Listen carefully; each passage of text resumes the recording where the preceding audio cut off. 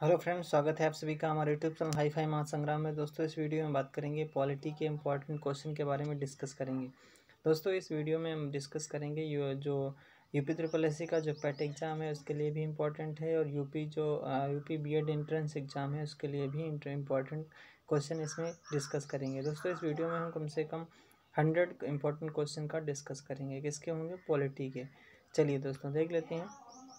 पहला क्वेश्चन है, राष्ट्रपति किस अनुच्छेद के तहत लोकसभा को भंग कर सकता है? क्वेश्चन पूछा जा रहा है, राष्ट्रपति किस अनुच्छेद के तहत लोकसभा को भंग कर सकता है? तो इसका आंसर हो जाएगा 80B के तहत, यानी 80B के तहत क्या करता है? राष्ट्रपति लोकसभा को भंग कर सकता है। अगला दूसरा क्वेश्चन है, भारतीय संघ में सम्मिलित है क्या? तो भारतीय संघ में क्या क्या सम्मिलित है? तो वर्तमान में क्या है? 28 राज्य और 8 केंद्र शासित प्रदेश हैं। कितने? भारतीय जो संघ में 28 राज्य और 8 केंद्र शासित प्रदेश हैं। अगला क्वेश्चन है, संविधान सभा द्वारा संविधान को कब स्वीकार किया गया था? यानी पूछा जा रहा है, संविधान सभा द्वारा भारतीय संविधान को कब स्वीकार किया गया था? तो इसका आंसर हो जाएगा 26 नवंबर 1949 को स्वीकार किया गया। अगला क्वेश्चन है, 42वें संविधान संशोधन में संविधान की प्रस्तावना में किन शब्दों को जोड़ा गया है? तो 42वां संविधान संशोधन जो 1976 को हुआ था, 1976 को हुआ था, उसमें पूछा जा रहा है किन शब्दों को जोड़ा गया था? उसका आंसर हो जाएगा समाजवादी, धर्मनिरपेक्ष, अखंडता शब्दों को जोड़ा गया था। अगला क्वेश्चन देख लेते हैं, भारतीय संविधान का प्रारूप बहुत कुछ कहाँ से लिया गया, यानी ज़्यादा से ज़्यादा कहाँ से लिया गया है? तो इसका आंसर हो जाएगा जो भारत शासन अधिनियम आया था 1935 वाला, वहाँ से इसमें लिया गया है। अगला क्वेश्चन है क्वेश्चन नंबर 6 में कहता है, भारतीय संविधान का निर्माण किसने किया है? तो भारतीय संविधान का निर्माण किसके द्वारा किया गया है? तो इसका आंसर हो जाएगा संविधान सभा के द्वारा किया गया है। अगला क्वेश्चन है, भारत की संविधान सभा के अंतर्गत झंडा समिति का अध्यक्ष कौन था? पूछा जा रहा है झंडा समिति का अध्यक्ष कौन था? तो झंडा समिति का अध्यक्ष थे कौन? JB कृपलानी जी। कौन? JB कृपलानी जी जो झंडा समिति के अध्यक्ष थे। प्रारूप समिति के कौन थे? तो BR अम्बेडकर जी थे। चलिए दोस्तों, अगला है, भारतीय संविधान की प्रारूप समिति के सदस्य कौन थे? यहाँ पे क्वेश्चन पूछा भी गया है। तो डॉक्टर कौन थे? डॉक्टर जो प्रारूप समिति के अध्यक्ष कौन थे? तो 8वां हो जाएगा इसका आंसर AK अय्यर करके ये प्रारूप समिति के अध्यक्ष सदस्य पूछा जा रहा। तो अध्यक्ष कौन थे? BR अम्बेडकर जी, और सदस्य पूछा जा रहा तो कौन थे? AK अय्यर जी सदस्य थे। अगला क्वेश्चन है, किस अधिकार को डॉक्टर BR अम्बेडकर ने संविधान का हृदय और आत्मा कहा है? यहाँ से ये बहुत क्वेश्चन पूछा जाता है। तो किस अधिकार को डॉक्टर BR अम्बेडकर ने संविधान का हृदय और आत्मा कहा है? तो इसका आंसर हो जाएगा संवैधानिक उपचारों का अधिकार, यानी कि आर्टिकल कितना है? आर्टिकल 32, यानी आर्टिकल 32 को कहा है। अगला क्वेश्चन है, भारत का राष्ट्रीय प्रतीक कहाँ से लिया गया है? भारत का राष्ट्रीय प्रतीक कहाँ से लिया गया है? तो सारनाथ स्थित अशोक स्तंभ से लिया गया। कहाँ से? सारनाथ स्थित अशोक स्तंभ से लिया गया है। अगला क्वेश्चन देख लेते हैं। अगला क्वेश्चन है, सत्यमेव जयते कहाँ से लिया गया है? तो सत्यमेव जयते लिया गया है मुंडको उपनिषद से लिया गया है। कहाँ से? मुंडको उपनिषद से लिया गया है। अगला क्वेश्चन है, संविधान सभा द्वारा भारतीय राष्ट्रीय ध्वज को कब मान्यता दी गई? यहाँ से भी क्वेश्चन पूछा जाता है, भारतीय संविधान सभा द्वारा भारतीय राष्ट्रीय ध्वज को कब मान्यता दी गई? इसका आंसर हो जाएगा ऑप्शन नंबर C, 22 जुलाई 1947 को। कब? 22 जुलाई 1947 को। अगला क्वेश्चन है, भारतीय ध्वज में क्रमानुसार ऊपर से नीचे की ओर रंग है। रंग पूछा जा रहा है, तो ऊपर कौन सा रंग, बीच में कौन, फिर सबसे नीचे कलर कौन सा होता है? ये इस तरीके से क्वेश्चन पूछा गया। तो सबसे ऊपर केसरिया होता है, फिर सफ़ेद होता है, फिर हरा रंग होता है। अगला क्वेश्चन है, राष्ट्रीय ध्वज में लंबाई और चौड़ाई का क्या अनुपात है? राष्ट्रीय ध्वज में लंबाई यानी लेंथ और विड्थ का जो रेशियो पूछा जा रहा है तो कितना है? तो इसका आंसर हो जाएगा 3:2। 3:2 यानी 3:2 के अनुपात में रखा गया है। अगला क्वेश्चन है क्वेश्चन नंबर 15, तिरंगे को राष्ट्रीय ध्वज के रूप में किस अधिवेशन में अपनाया गया था? तो तिरंगा को राष्ट्रीय ध्वज के रूप में किस अधिवेशन में अपनाया गया था? तो इसका आंसर हो जाएगा दोस्तों लाहौर अधिवेशन में। किसमें? लाहौर अधिवेशन में तिरंगे को राष्ट्रीय ध्वज के रूप में अपना लिया गया था। चलिए दोस्तों आगे देख लेते हैं। अगला क्वेश्चन है यहाँ पे सेम नहीं तो आगे निकल गया ये यहाँ से, ये कितने से स्टार्ट है ये भी इधर का देख लेते हैं दोस्तों। 16 का, हाँ 16 यहाँ से स्टार्ट हुआ।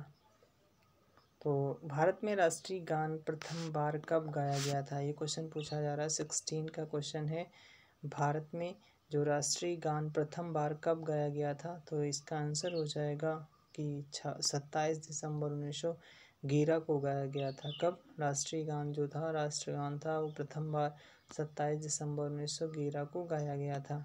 अगला क्वेश्चन है राष्ट्रीय गान प्रथम बार कांग्रेस के किस अधिवेशन में गाया गया था? तो कांग्रेस का कौन सा अधिवेशन था जब राष्ट्रगान गाया गया था? कलकत्ता अधिवेशन था। कब? 1911 में। अगला क्वेश्चन है भारत के राष्ट्रगान जनगण मन के रचनाकार कौन है? तो जनगण मन के रचनाकार हैं बंकिम चंद्र चटर्जी जी। कौन है?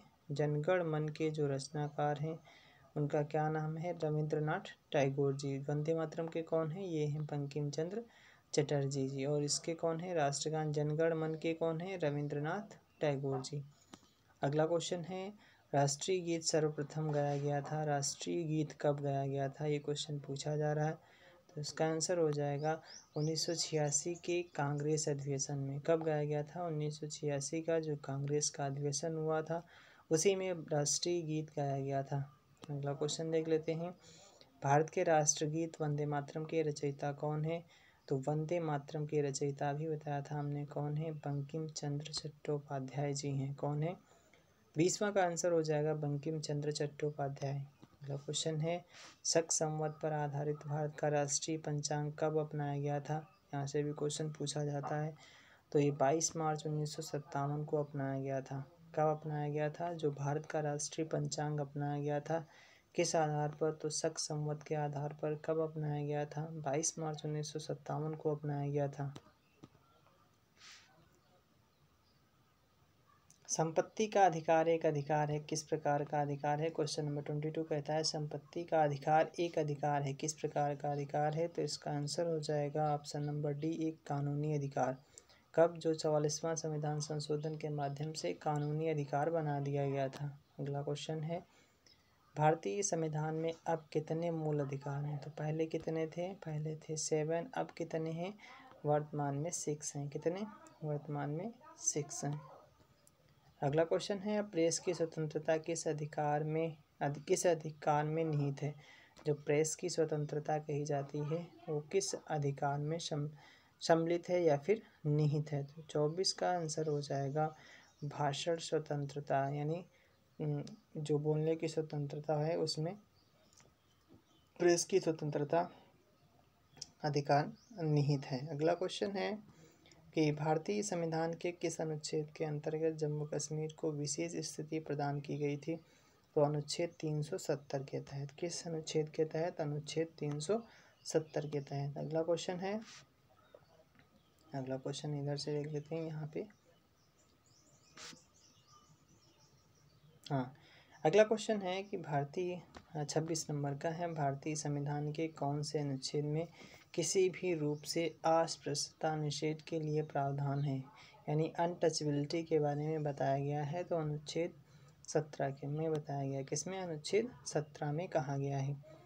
अगला क्वेश्चन है यूनिफॉर्म सिविल कोड के बारे में बताया गया है जिसे सभी नागरिकों के लिए समान नागरिक संहिता से संबंधित है। कौन सा अनुच्छेद है? तो इसका आंसर हो जाएगा अनुच्छेद 44। कौन सा? अनुच्छेद 44।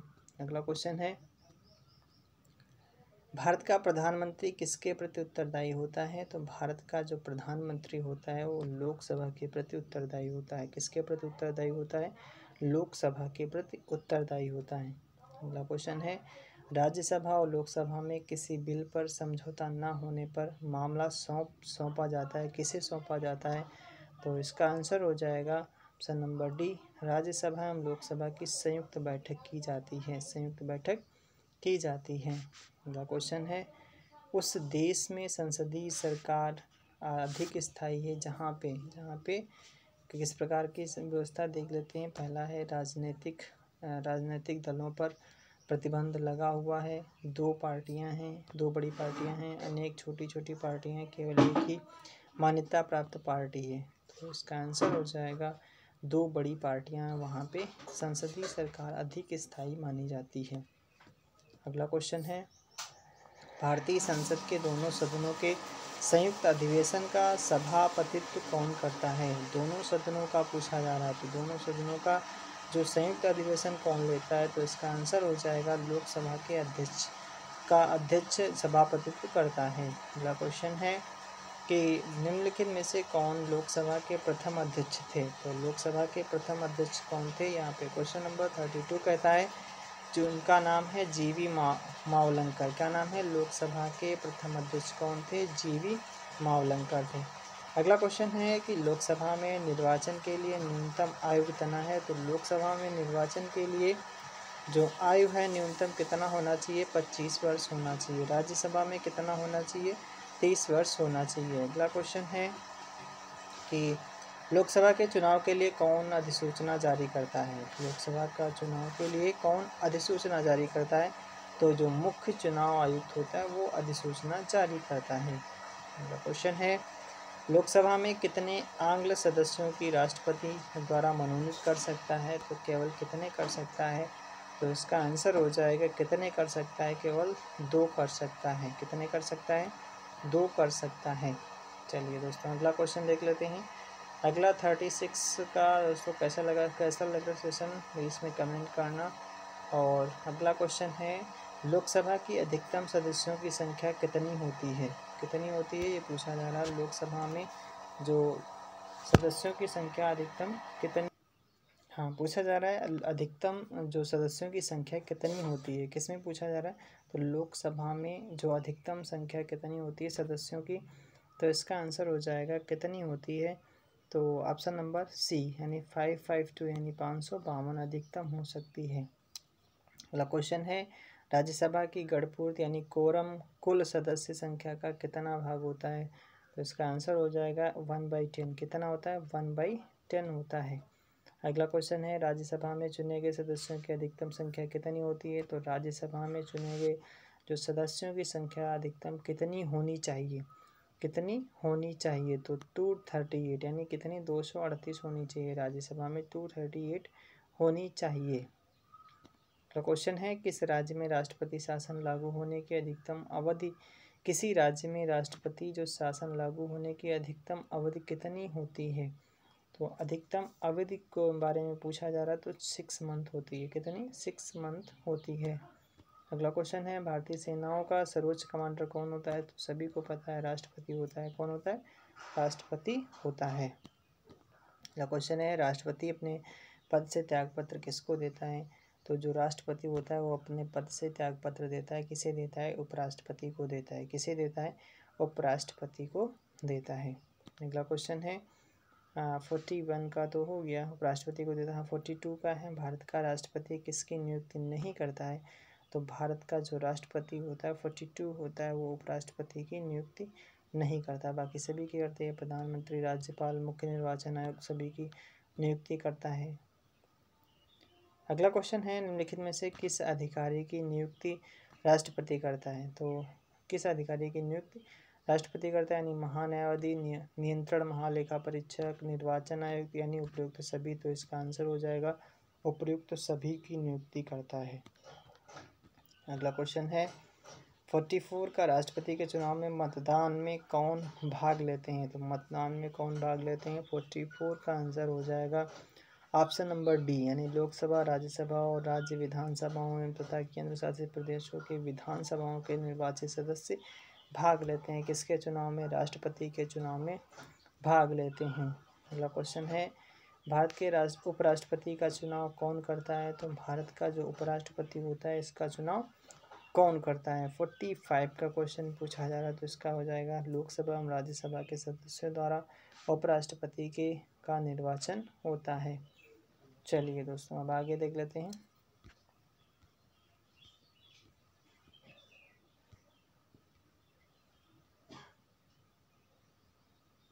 हाँ, अगला क्वेश्चन है, सर्वोच्च न्यायालय के न्यायाधीश कितनी आयु प्राप्त करने तक कार्यरत रहते हैं? क्वेश्चन पूछा जा रहा है जो सर्वोच्च न्यायालय है उसमें जो न्यायाधीश होते हैं उनकी कितनी आयु प्राप्त करने तक कार्यरत रहते हैं? तो 46 का आंसर हो जाएगा ऑप्शन नंबर बी, यानी 65 ईयर। कितनी? 65 ईयर।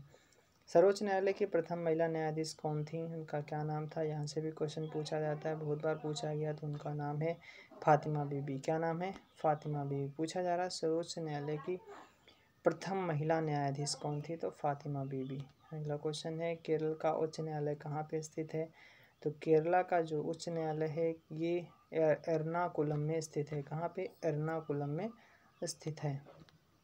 क्वेश्चन है, महान्यायवादी के बारे में क्या सत्य कथन है?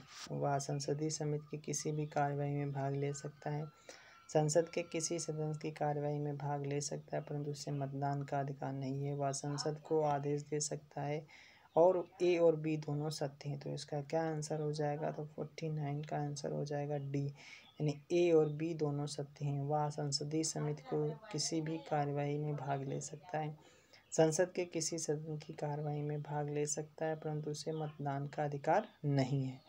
चलो, अगला क्वेश्चन है 50 का, भारत का सॉलिसिटर जनरल होता है, कौन होता है? तो इसका आंसर हो जाएगा एक न्यायिक सलाहकार होता है। क्या? एक न्यायिक सलाहकार जो होता है उसे सॉलिसिटर कहा जनरल कहा जाता है, सिटर जनरल, सॉलिसिटर जनरल कहा जाता है। अगला क्वेश्चन है, निम्नलिखित में से संसद की कार्रवाई में, अगला क्वेश्चन है, एक मिनट थोड़ा जूम हट गया।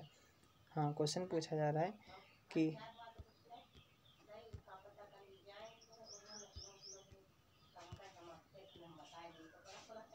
हाँ, चुनाव आयुक्त कौन थे? मुख्य चुनाव आयुक्त की नियुक्ति कौन करता है? यहाँ पे हुई हो गया था, और कौन सा कहाँ तक हुआ था? अगला क्वेश्चन है, निम्नलिखित में से संसद की कार्रवाई में भाग लेने का अधिकार है यद्यपि वह उसका सदस्य नहीं होता है।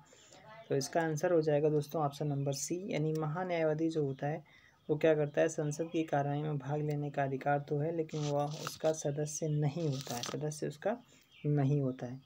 अगला क्वेश्चन देख लेते हैं। अगला क्वेश्चन क्या कहता है? 52 वाला कहता है, निम्नलिखित में से किस राज्य का अपना उच्च न्यायालय नहीं है? किस राज्य का अपना उच्च न्यायालय नहीं है? तो मणिपुर का जो स्टेट है, मणिपुर जो स्टेट है उसका उच्च न्यायालय खुद का नहीं है। क्या? उच्च न्यायालय उसका खुद का नहीं। किसका? मणिपुर का। अगला क्वेश्चन है,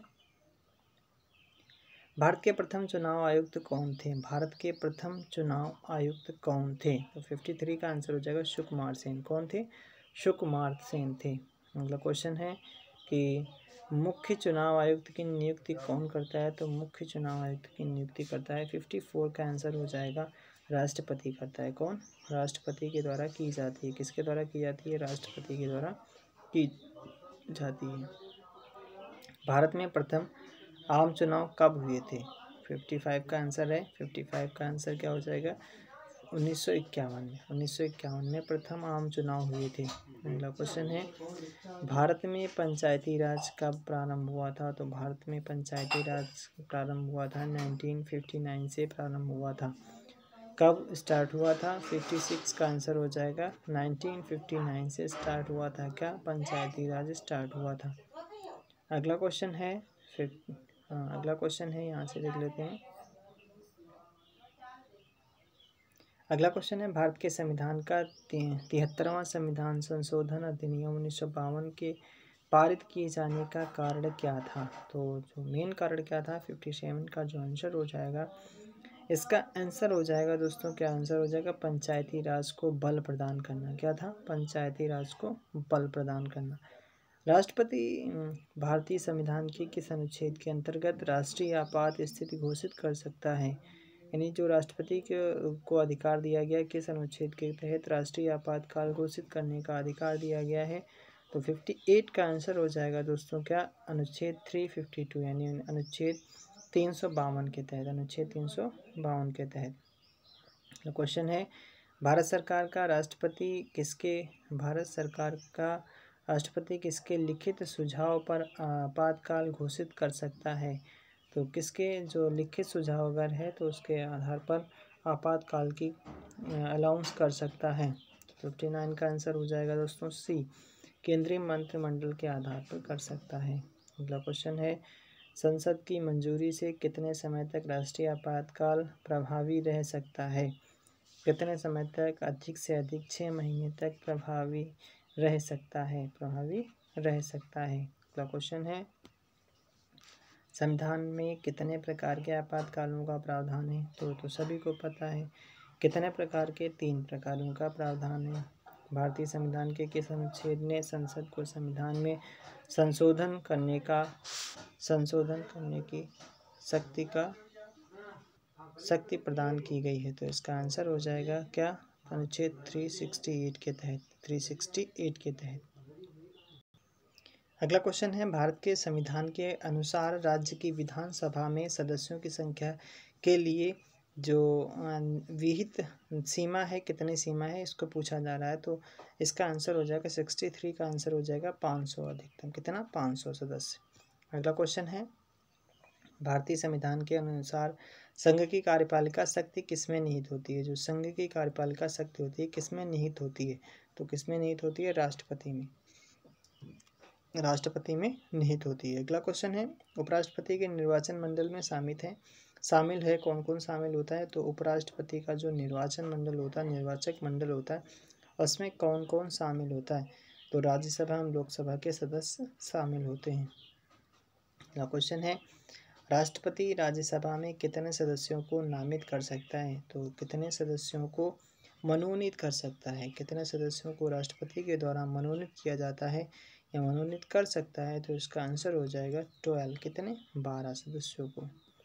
चलिए दोस्तों अगला देख लेते हैं।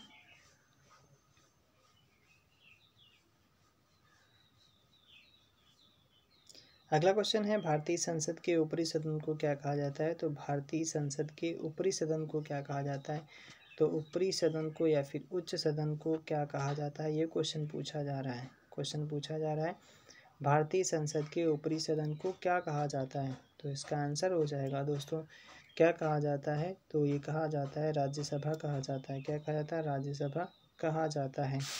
लोकप्रिय जो सदन किसे कहा जाता है। तो लोकसभा को कहा जाता है। अगला क्वेश्चन है, प्रधानमंत्री की नियुक्ति कौन करता है। तो राष्ट्रपति के द्वारा की जाती है। किसके द्वारा की जाती है, राष्ट्रपति के द्वारा की जाती है। अगला क्वेश्चन है, यदि प्रधानमंत्री या कोई अन्य मंत्री सदन का सदस्य नहीं है तो उसे पद पर बने रहने के लिए कितने दिनों के अंतर संसद का सदस्य बनना आवश्यक है। तो सभी को पता है 6 मंथ होना चाहिए, 6 मंथ के अंतर उसे सदस्यता लेनी ही पड़ेगी। अगला क्वेश्चन है, मंत्रिपरिषद सामूहिक रूप से किसके प्रति उत्तरदायी होता है। तो जो मंत्रिपरिषद होता है सामूहिक रूप से किसके प्रति उत्तरदायी होता है, ये क्वेश्चन पूछा जा रहा है।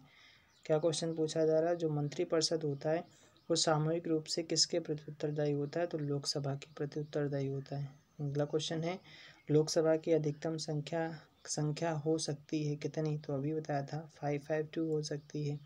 राज्यसभा के सदस्यों की संख्या अधिकतम कितनी हो सकती है। तो 238 हो सकती है। कितनी, 238 हो सकती है, नहीं 250 हो सकती है। कितनी, राज्यसभा में जो अधिकतम सदस्य कितनी होती है, 250 हो सकती है।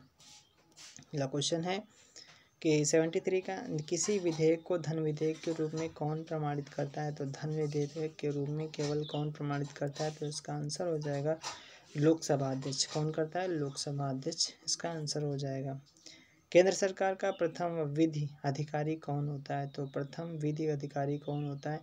तो इसका आंसर हो जाएगा 74 का आंसर हो जाएगा सी, महान्यायवादी होता है। जो विधि अधिकारी होता है, प्रथम विधि अधिकारी कौन होता है। तो महान्यायवादी होता है। कौन सा, महान्यायवादी होता है।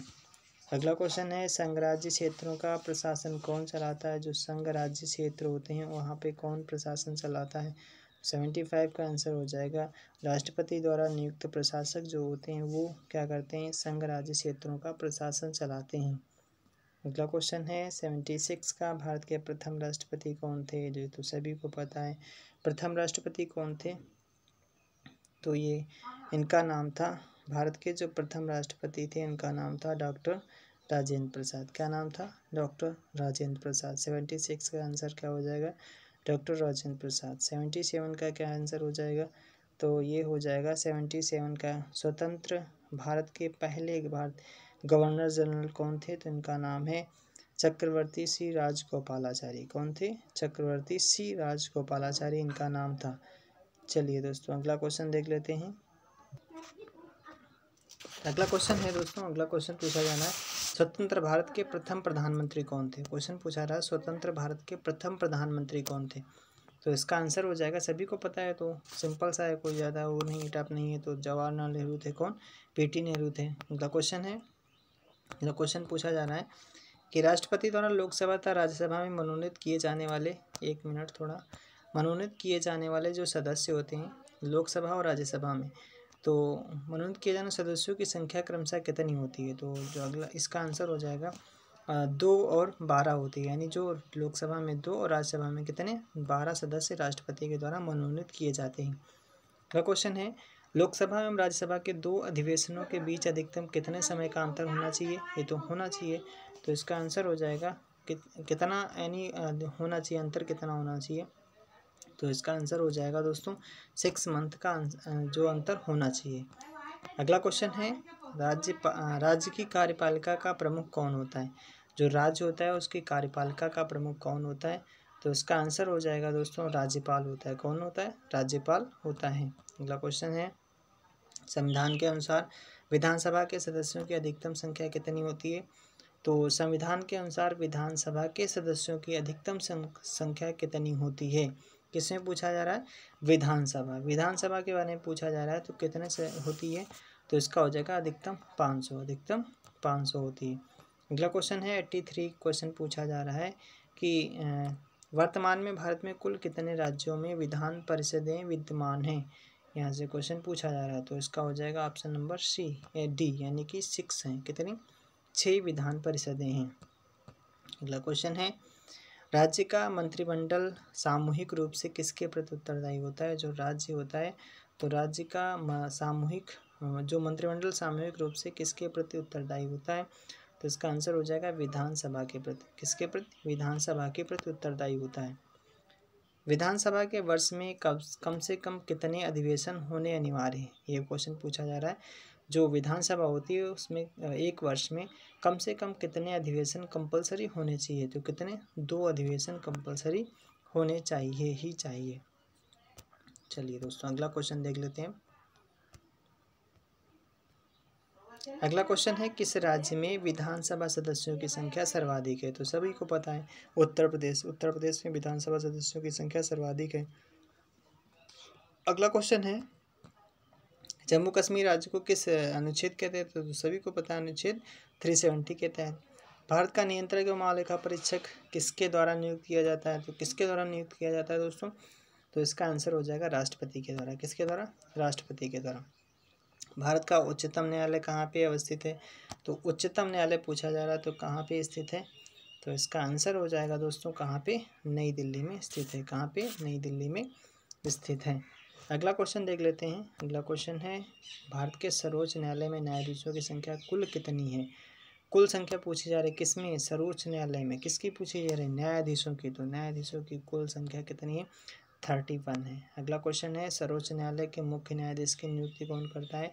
तो जो सर्वोच्च न्यायालय होता है उसकी जो मुख्य न्यायाधीश होता है उसकी नियुक्ति किसके द्वारा की जाती है? तो राष्ट्रपति के द्वारा की जाती है। किसके द्वारा? राष्ट्रपति के द्वारा की जाती है। अगला है 92 वाला, कहता है उच्चतम न्यायालय के न्यायाधीशों का कार्यकाल कितना होता है? जो उच्चतम न्यायालय के जो न्यायाधीश होते हैं उनका अधिकतम कार्यकाल कितना होता है? तो उनकी 65 वर्ष की आयु पूरे होने तक इनका कार्यकाल होता है। अगला क्वेश्चन है, सर्वोच्च न्यायालय के प्रथम मुख्य न्यायाधीश कौन थे? तो सर्वोच्च न्यायालय के पूछा जा रहा है प्रथम मुख्य न्यायाधीश कौन थे? तो इनका आंसर हो जाएगा दोस्तों 93 का आंसर हो जाएगा ऑप्शन नंबर सी। कौन थे? हीरालाल जे कानिया जी जो पहले मुख्य न्यायाधीश थे। अगला क्वेश्चन देख लेते हैं।